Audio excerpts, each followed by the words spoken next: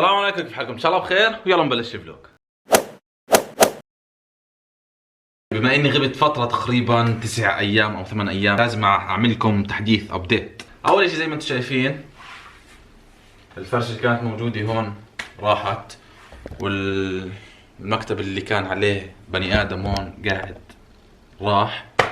صح، على ما اظن انتم عارفين عن ايش بحكي. جهات سفر تقريبا قبل يومين او 3 ايام، حاليا رجعنا لحالنا، ما عندنا روميت. اللي ما بيعرف جهاد كان عندي قبل كم يوم، راح احط لكم قناته في الديسكربشن تحت، روح عنده وارجوه شويه حب. دائما سبحان الله الناس لما تتعاون مع بعض الشغل بيطلع احسن واجمل. فانا وجهاد الحمد لله اشتغلنا مع بعض، وصلنا للمرحله اللي بدنا اياها، وان شاء الله مزيد من النجاحات ومزيد من الانجازات. طيب، بعد موضوع جهاد شو كمان صار انه احنا اليوم اول يوم رمضان. اليوم السفاره الاردنيه، او مش السفاره الاردنيه تحديدا، السفير الاردني كان عازم الطلاب الاردنيين على وليمه على افطار بمناسبه اول يوم رمضان. شوفوا شو صار وشوفوا شو افطرنا باول يوم رمضان. ما كنت اتوقع ابدا.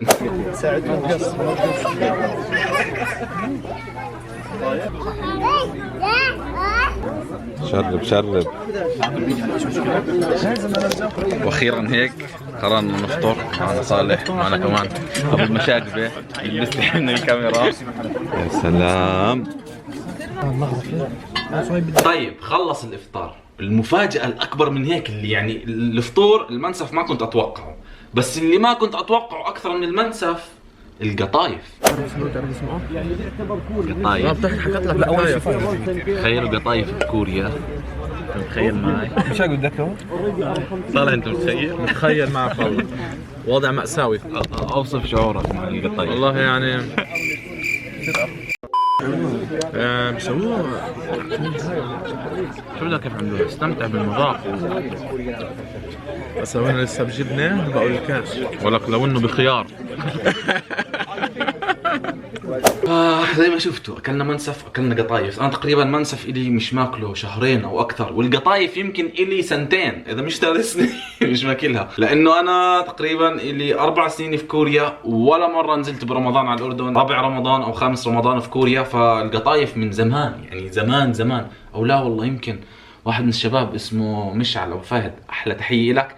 ايام انشون، ايام ما كنت طالب في انشون بدرس لغه، كان يعرف يعمل قطايف. مشعل اذا بتشوف الفلوجات، يعني اذا عملت قطايف لا تنسانا، حبيبك انا. وبعد ما خلصنا اكل وكل اشي، السفير القى كلمه. عام وانتم بخير، ان شاء الله ربنا سبحانه يعيدوا عليكم وعلى اهاليكم وعلى اسركم بالخير والبركه والمحبه. انا شرفتوني اليوم انا وزوجتي وبنتي بانكم قبلتوا تيجوا تفطروا معانا بهذا اليوم الفضيل. نعمل شيء خاص لكم للطلاب، لانه انا بعتبر انه انتم ما شاء الله يعني باعتباركم جيل المستقبل، وانتم ابنائنا وانتم بناتنا وانتم اخواننا في اي مكان. تليفوناتنا وبيتنا والسفاره تحت تصرفكم، تحت خدمتكم باي شيء. بعدين تعرفنا على الطلاب الاردنيين. صراحه انا ما كنت متوقع انه في هالعدد من الطلاب الاردنيين في كوريا. تقريبا طلع في 20 طالب. انا كنت افكرهم 5 او مثلا خلينا نحكي 10، بس ما توقعت انه يكون فيك هالعدد الكبير. اذا انت طالب اردني او اذا انك طالب عربي وبتحضر فلوقاتي وقررت بيوم من الايام انك تعمل ورق عنب، ترى انا بقبل العزومه. اوه طب بانشك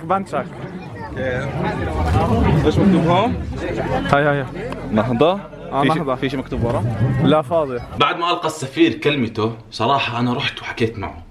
انسان قمه التواضع، قمه التواضع. تخيل سفير يعزمك عنده على البيت، ومش بس يعزمك عنده على البيت، يمسك طالب يحكي معه كيفك، شو اخبارك، ناقصك اشي، اذا بنقص عليك اي اشي تعال عنا على السفاره واحنا ما راح نقصر معك. بدي اشكرك على العزيمة، الله يعزك. صراحه تواضع، قمه التواضع وقمه الاخلاق. تخيلوا احنا قاعدين حاليا في بيت السفير. بالعكس بيتكم هذا يا زلمه، والله بيتكم هذا. الله يبارك يا رب، واهلا وسهلا فيكم، والله الجميع شرفتونا اليوم. تخيل نزل لك اياهم فاهمين الوضع. يعني حاليا الطلاب الاردنيين جايين لا هذه بيت السفير وعادي زي كأننا احنا من العيله نفسها.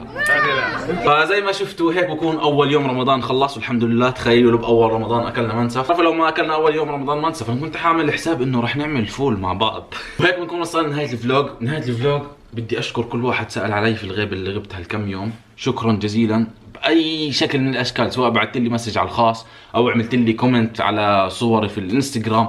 شكرا لك من اعماق قلبي، وبوعدكم الفلوجات رجعت والقادم اعظم باذن الله، وان شاء الله ما راح نوقف. صح انه رمضان صعب شوي في كوريا، ليش؟ الاشي الصعب الوحيد اللي هو الروتين، لانه في بلادنا يعني بتعرفوا لما يصير عندنا رمضان الدوام شوي بيتاخر، الناس بتتفهم الامور اكثر، بتعرفوا كيف احنا الحياه الرمضانيه عندنا بتكون، بتعرفوا اكثر مني، انا زمان ما رمضانت في الاردن، بس هو هذا الاشي الصعب، وان شاء الله يوم او يومين وبنتعود على كل اشي. وحاب احكي لكم شغله صغيره، زي ما انتم عارفين برمضان بدنا نحاول نقرا قران، بس انا بنظري او برايي الشخصي انه الاهم من انه كم مره تختم القران فهمك للايات القرانيه.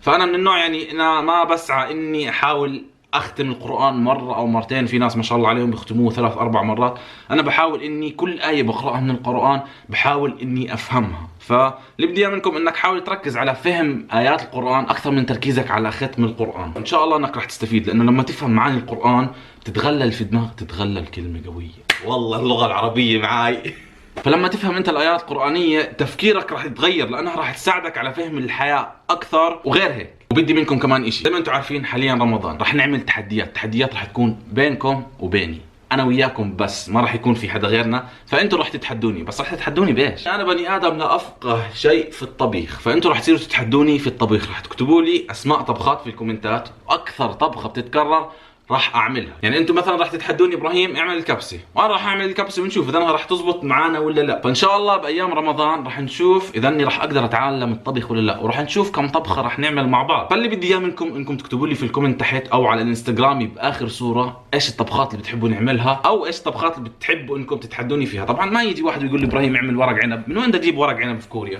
تحدوني يعني في طبخات اللي اقدر اسوي او مش اللي اقدر اسويها، ان شاء الله راح نقدر كل شيء نعمله. تحدوني في طبخات مكوناتها موجوده عندي. هيك بنكون وصلنا لنهايه الفلوج، بتمنى فلوج اليوم عجبكم، واسف على الغيبه اللي غبتها، وان شاء الله الفلوجات اليوميه رجعت. واليوم تحيه جرس الاشعارات راح تكون لكم كلكم بمناسبه رمضان كريم ورمضان مبارك، كل عام وانتم بالف خير يا رب. هيك بنكون وصلنا لنهايه الفلوج، خليك ايجابي، سلام.